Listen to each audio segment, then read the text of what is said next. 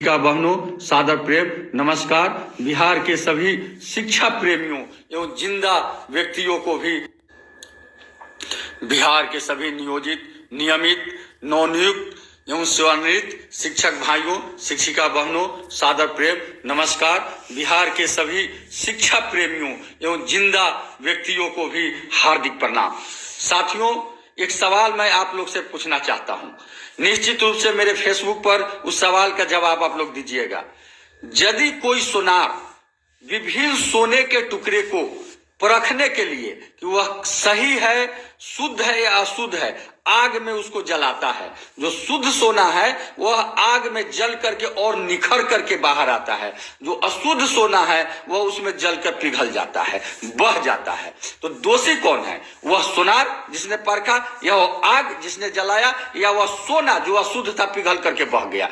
ठीक उसी तरह से आज के पाठक सर ने तमाम संगठनों पर नकेल कसने का जो आदेश दिया है, जो उन्होंने टाइट किया है, उसकी लोग आलोचना कर रहे हैं।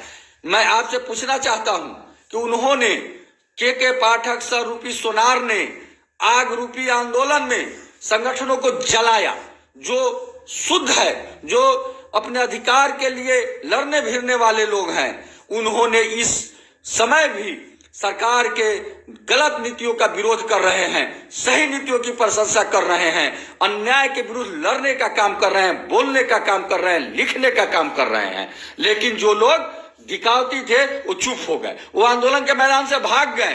तो फिर दोषी कौन है? वह सरकार जिसने ऐसा काम किया, या वह नेता जो लड़ने के समय चुप्पी साधे हुए हैं, या वह व्यक्ति जो नेतृत्व क्षमता को बिना सुनते हुए जबरदस्ती पीतल को सोना सोना चिल्लाने में लगे हुए हैं? इसके लिए दोषी कौन है? निश्चित रूप से आप इसका जवाब दीजिएगा।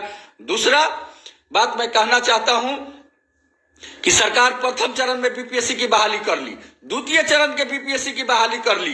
पहली बार कहे कि एक मामूली परीक्षा लेकर नियोजित शिक्षक को बना देंगे सरकारी सेवक, दूसरा बार कहे कि एक साधारण परीक्षा लेकर बना देंगे। लेकिन आखिर यह परीक्षा कब होगी या नहीं होगी, हम सरकारी सेवक कब बनेंगे? मैं आप तमाम साथियों से कहना चाहता हूं और सरकार से भी कहना चाहता हूं कि सरकार हमें ज्यादा तंग न करे, ज्यादा अन्याय न करे। अभी जो सरकार की नियमावली आई है हम लोग के लिए, वह पूर्णतः अन्यायपूर्ण नियमावली है। मैं डंके की चोट पर कहता हूं कि वह नियमावली नियोजित शिक्षकों के हित में नहीं है। इसलिए मैं सरकार से मांग करता हूं कि उस नियमावली में संशोधन करे, शिक्षकों के अनुरूप बनाए और यथाशीघ्र सभी नियोजित शिक्षकों को सरकारी सेवक बनाए, सरकारी सेवक का दर्जा दे और उनकी जो सेवा की निरंतरता है, जो 3, 5, 8, 10, 15, 20 में बहाल हुए हैं, उनकी सेवा की निरंतरता को बहाल रखा जाए। उनकी योगदान तिथि वही माना जाए जो नियोजित शिक्षकों के रूप में प्रथम योगदान किए हैं, और उसी के अनुरूप उनको तमाम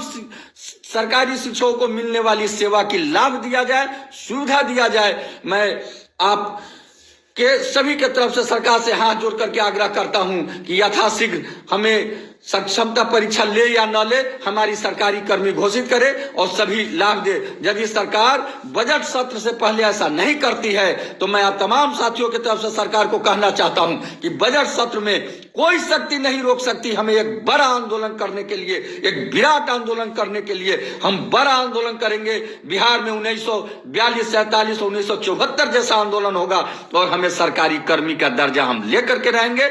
हम सरकार का विरोधी नहीं है, हम अपना समर्थक हैं, हमें माने। और आप तमाम साथियों से भी आग्रह करना चाहते हैं कि आप तैयार रहिए, आप इनकलाब के लिए तैयार रहिए।